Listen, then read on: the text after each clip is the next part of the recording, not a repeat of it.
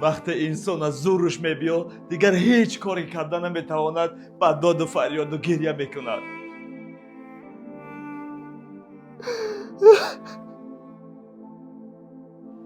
دوستان عزیز، نمیدونم چی گفتنم را. تا همین جا را پر شدگی هستم، حتی گپ زدن نتونسته ایستادم.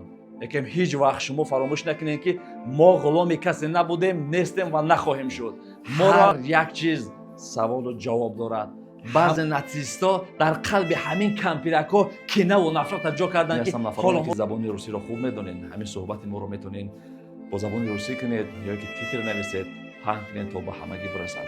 برای ادامه برنامه را دیدن یک لحظه توجه میکنیم به سرپرستان برنامه. شرکت زیارت شاپ با حجامه و داروهای گیاهی و اینچنین طبابت گیمری در شهر مسکو.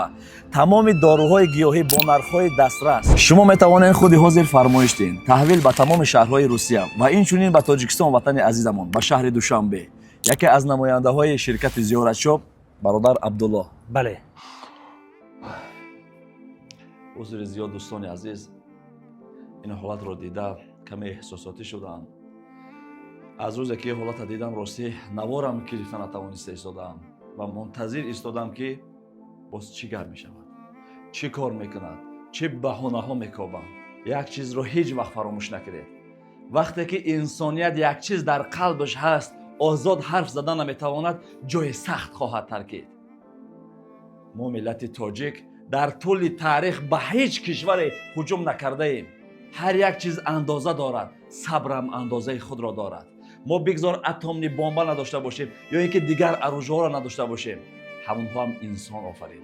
بدون انسان قدرت بسیار کارها را دارد.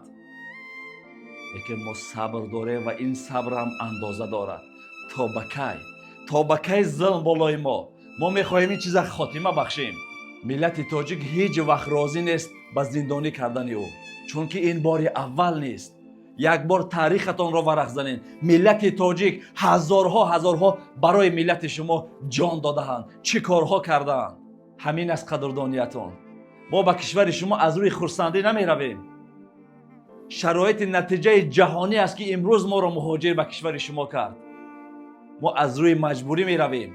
هیچ کشور با ناتسیستی در نمی پاید. با این کارها همان کشورهایی که با شما دوست است دور میکنید. ملت تاجیک به هیچ کشور نوابسته در کدام دین، مذهب و آیین بودنشان در طول تاریخ نه هجوم کرد، نه دشمنی، نه بخیلی. باور میکنین ما پر شده ایم. تا کی بترسیم که یک سخن گوییم و شما بالای مردم مهاجر ما ظلم کنید؟ این جای پوشانندش نیست که هر روز مردم مهاجر دیده ایستاده ایم. مردم تاجیک که در روسیه همون کارمندان چگونه معامله کرده ایستاده‌اند. من از تمام جوانان کشور خواهش میکنم زبانهای انگلیسی و نمیسی و دیگر زبانها را آموزین. در همه کشورها امروز برای ما و شما باز شده است. رفته در دیگر جایها کارهایمان را ادامه دادن گیریم. این هم موقتی است. همه از این شرایط ها ببریم، باز در وطن خودمون انم آزاد با سر بلند زندگی میکنیم. بسیار کشورهایی که امروز بالای ما ظلم میکنند، از تنجی و آرامی ما دیده حسد و بخیلی میکنند. باور کنین ناتسیستا بسیار هستند، به یک کس همه را جواب میگردانند. قدر منزلت خود را امروز در همونجا دیده ایستاده ایم. همه برادرایی که مهاجر هستین، حتی نزدیکای ما که میروند میگویند، میگه باور بکنین یک سگ قدر دارد، تاجیک دیگر قدر ندارد. در همه جا پستی، نه داکیومنت نگاه میکنند نه دیگر چیزا، مثل یک غلام شده ایستاده ایم ما. لیکن هیچ وقت شما فراموش نکنین که ما غلام کسی نبودیم، نیستیم و نخواهیم شد. ما را شرایط امروزه جهانی مجبور کرده است که یک کشور رفته برای یک دهن نانمون کار کنیم. دوستان عزیز، من درک میکنم که این چیزها بسیار ما را شکست میدهد. اکثریت کشورها را با همین خیلی چیز میخواهند شکست دهند. لیکن ما در بر همدیگر سرجم هستیم، همه یک هستیم. ما در سرجمعی همه کار را برطرف کرده میتوانیم. هر یک چیز سوال و جواب دارد. وقتی اشک چشمان این مادر را دیدم، هر یک شهروند تاجیک خود را در جای همین مادر امروز میداند. هر عذاب رنجی که مادر کشیده است، هر یکی ما هم خیلی کشیده ایستاده ایم. دوستان عزیز، نمیدونم چی گفتنم را. تا همین جا را پر شدگی هستم، حتی گپ زدن نتونسته ایستادم. جای پوشانندش نیست. یک بار به تاریختان ورق زنین.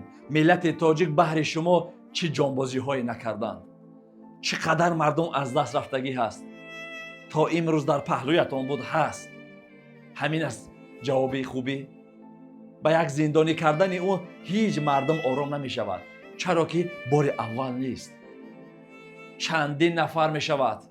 ما ملت تاجیک در هر جایی که مهاجر شدیم اونها ما را قدر کردن، احترام کردن و دوست داشتن. چرا؟ چون که ما به احترامی نسبت آنها نکردیم، چون که ما از فرهنگ و مدنیت و اخلاق زیبامان استفاده بردیم.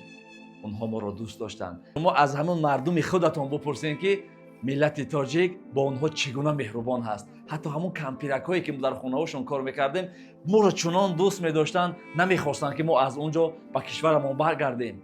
بعض ناتسیستا در قلب همین کمپیرک ها کینه و نفرت جا کردن که حالا ما را دیگر چرکه و دیگر سخن ها و بدبینی نسبت ما پیدا کردن که ما سالها در خانه اینها خدمت کردیم و آنها با چشم سر مدنیت، فرهنگ و اخلاق زیبای تاجیکان را دیده بودند. و در آخر گفتنی هستم نفرانی که زبان روسی را خوب میدونین، همین صحبت ما رو میتونین با زبان روسی کنید یا که تیتر نویسید، پهن کنید تا به همگی برسد و مینداری خود و تمام ملت تاجیک را به همه آن نفرانی که امروز از پشت ما شما حرف زدین، قرقیزستان، قزاقستان، ازبکستان، چچنیا، داغستان و هر کشوری که بود در پهلوی ما بودید میرسانم و اظهار مینداری میکنیم از همتون. ما سرجم هستیم با همه شما، ما دوستیم با همه کشورها. ملت تاجیک، مردم تاجیک تلاش میکند که همه کشورها با هم دوست باشند. پیشرفتی همه شما را ما خرسند میشیم. هیچ وقت ملت تاجیک بخیل نیست، نبود و نخواهد شد. در پیشروی شما ما خوشحال میشویم. ما سرجم باشیم، همه مشکلات برطرف خواهد شد. بار دیگر از همه شما میندار هستیم.